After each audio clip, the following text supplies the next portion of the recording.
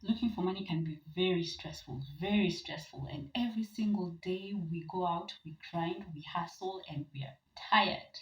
So, what's the best solution? To go out and unwind, to go out and let out the pressure. So, this happened to me about 3 weeks ago. I was so tired that I couldn't even breathe. I just took my swimming costume and left the house. I didn't know where I was heading to. So on my way to the bus stop, I'm searching for the nearest swimming pool, and I don't want the one that I usually go to because it's usually too crowded on Sunday and the sun is usually so harsh. So I go to Instagram. The first swimming pool that pops up is Hotel Boulevard because they were giving out discounts in the month of January. I don't know where Hotel Boulevard is. I put it on the Google map and I'm heading there. Apparently, it's near University of Nairobi, and since I know that place so well, I maneuver around using Google Maps and I'm there. The place was heavenly. The place was beautiful. It's actually a hotel. And I guess they were charging people to swim there, which is really not typical. But anyway, I'm in the swimming pool and I get to spot white people everywhere. Like there were Indians, there were white people who had probably gone to that place to just enjoy themselves. The kids were swimming in the swimming pool. The husbands were out there, recording their kids swimming. The wives were also swimming in the water. It was just beautiful. And then there was this white couple that was just sunbathing while reading a book, a novel. For a moment, I felt I didn't deserve to be there. And I was like, anyway, I paid 600 for this experience. I also deserve to relax this body of mine that struggles and hustle every single day. So while I was at the swimming pool, I get to spot these two black guys. I guess they were friends or they came in together. So one of them seemed approachable, and I begin to strike a conversation because I can't get to go to the deep end. It's been a while since I've gone swimming and I'm a newbie. So one of the guys was trying to convince me to go to the deep end, and I was like, okay, probably not. And then that's when the conversation starts. So the guy tells me that it's been a while for him to go to the swimming pool. Like he normally does it, but the last time that he went to the swimming pool was about a year ago. I'm like, why? If you know how to swim, why take a year to swim? And that's when he tells me that, business has really been hard and he's been out there grinding, hustling, that he has forgotten to go do swimming, but he does other activities, other extracurricular activities such as football. During the weekends, he goes football, and every weekend, or probably twice or thrice a week, he goes to the gym. So I can see, okay, this guy, he knows what he's doing. He might not be swimming, but at least he engages in other physical activities like football and going to the gym and jogging, which he said that he does every Sunday. Every Sunday. That's when, on that specific Sunday, he decided to break the cycle and he was like, you know what, instead of that, let me go swimming. And so he begins to tell me how business has really been difficult and how this year, 2024, is when business is starting to come up. So in my head, I'm like, okay, COVID was in 2019, 2020, 2021, there was still that pandemic. And then in 2022, businesses were starting to recover. And up to 2023, like most businesses had gotten their foot off the ground. And so I was intrigued, like, okay, 2024, since COVID, that's when your business or the industry that you're in is starting to recover. That's when he tells me that he's in the interior design industry. Okay, so now I'm intrigued because his business mainly does wallpaper design. They don't do the table design or anything else like the office furniture or anything else. They just do wallpaper design. So if you have an image, let's say, of a musician like Bob Marley, and you want Bob Marley on your wall, they do that.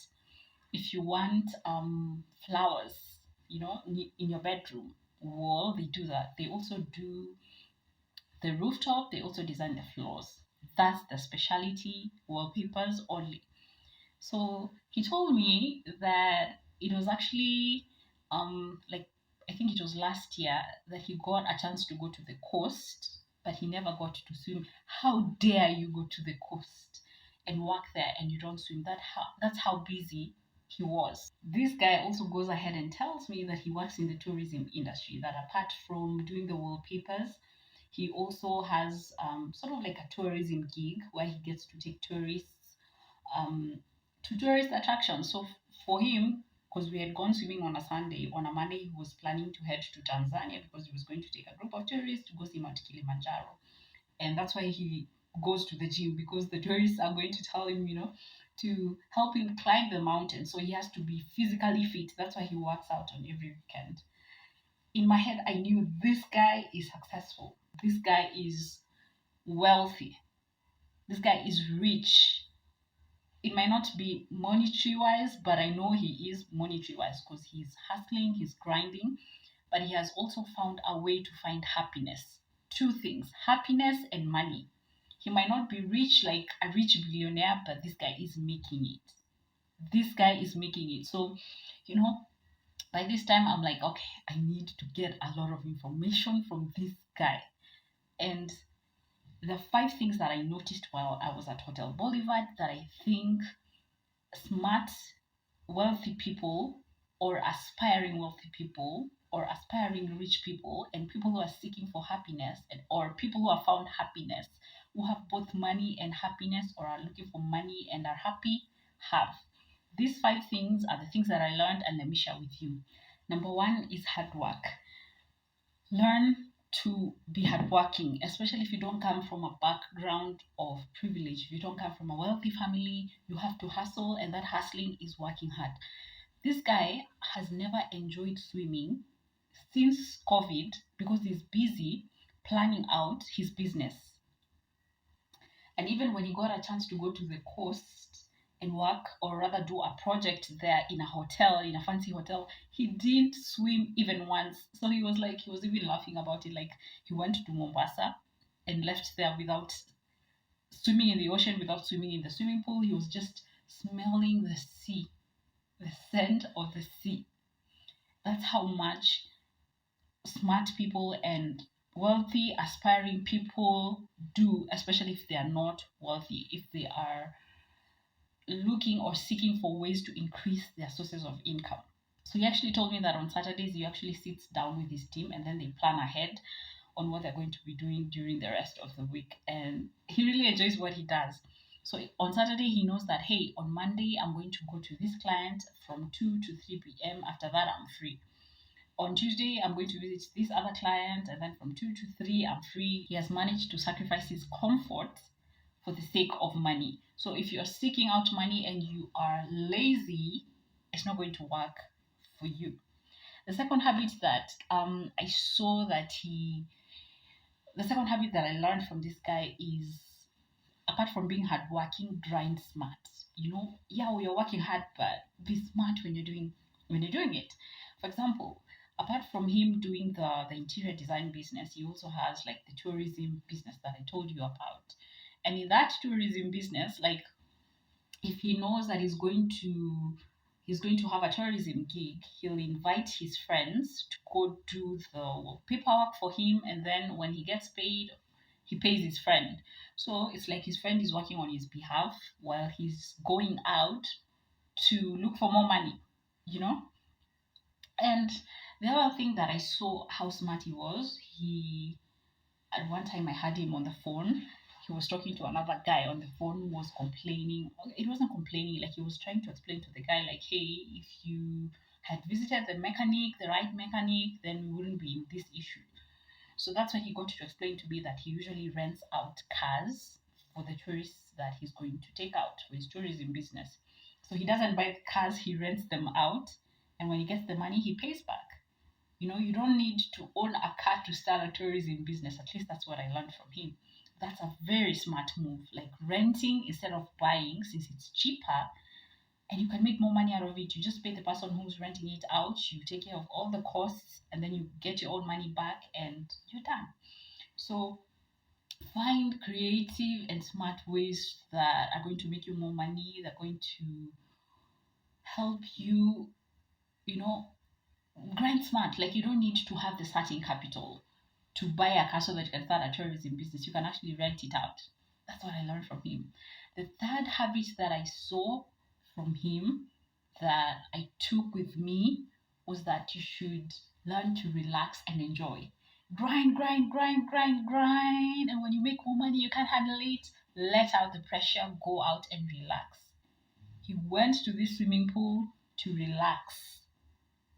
And one interesting thing that I saw or I learned about him was that find a way to relax daily, like something that's going to let out the pressure. He actually gave me this analogy because I was honest with him. I told him like the job that I'm doing is very stressful, like so stressful that I had to come to the swimming pool to just calm down, to cool down. And that's what he told me, like, Ivy, when you hustle, you need to find a way where you're going to channel your negative energy, your stress, the negative pressure. You need to find a way to channel all that. And he recommended some things. For example, he I remember he showed me an image of the different types of hormones. Like there's dopamine, there's oxytocin, there were four, I can't remember them, but they're feel good emotions, and rather they feel good hormones. And like I remember there was one where like when you engage in a physical activities, it brings in the positive vibes. I think it's dopamine. Like what hormone is released when you work out? Let me see, let me just check it quickly.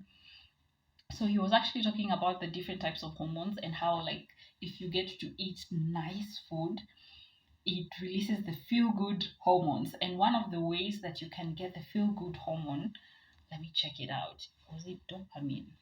I think it was dopamine. Do dopamine. Because I remember this one. There was dopamine acts as areas of the brain to give you the feel good, pleasure, satisfaction. Yeah. So dopamine has a role to play in controlling memory, mood, sleep, learning, concentration, movement, and other body functions.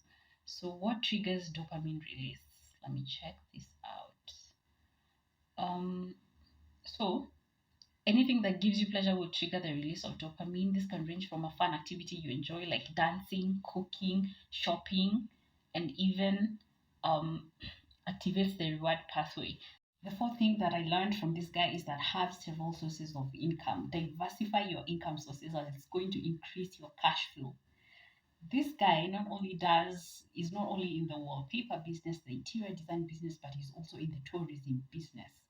So this week when he's busy, and let's say that a gig comes up for the tourism industry, he's going to hire his friend to be doing the work for him while he goes for the tourism industry. He's then going to pay his friend for the help out. So he makes money both from the tourism industry and also from the interior design industry. And I bet he had more sources of income because during COVID, he was in both industries and he had to find a way to survive, and both industries were affected. So I bet he had more than the two sources of income. It's just that you can't tell everybody your life story in like less than an hour. It's a common story that I have also had from a friend of mine who also has a rich uncle. Now, the rich uncle was telling him, have seven sources of income, have seven. And he was able to outline his seven sources of income. So it's one of the things that I've seen that I am also working on, and I hope you should also be working on that, so that in case one doesn't do well, you are okay, you can still survive, you can still thrive, and you get more income, right? And one of the ways that you can diversify your sources of income is spotting your interests, your hobbies. What are you good at? What are you interested in? If you love cycling, you can start teaching kids how to cycle during the weekends. If you love sewing, like I do, you can make clothes and sell them during the weekend or during your free time. That's how you increase your money, your cash flow, right? If you are interested in dancing, if you're a good dancer, you can just show people how you dance and start teaching people how to dance. If you've spotted a market gap, like there's no butchery in your area, or the butchery that's there doesn't have fresh food, you can open one where you spot the market gap and you meet the market gap and you solve the problem.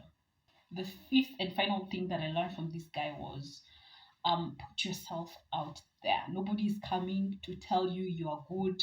Venture into this.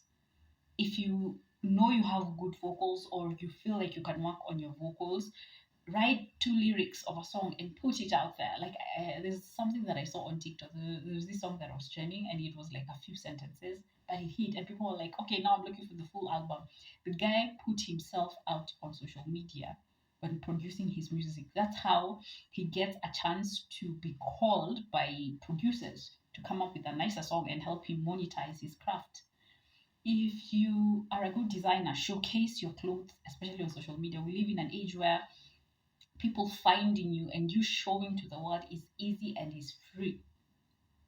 You know, if you are a good what you're good at cycling or skating, nobody's coming to notice you. Show your craft, sell yourself.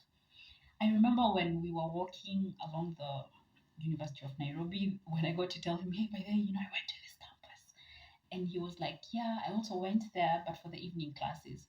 And he never got a job that really applies to what he studied. And that's how he came up with this thing. He started showing people, hey, we have these wallpapers, we can customize them for you. He managed to form connections, form networks. From just one customer, he goes to the dental clinic because they have like a dental clinic that was one of their customers.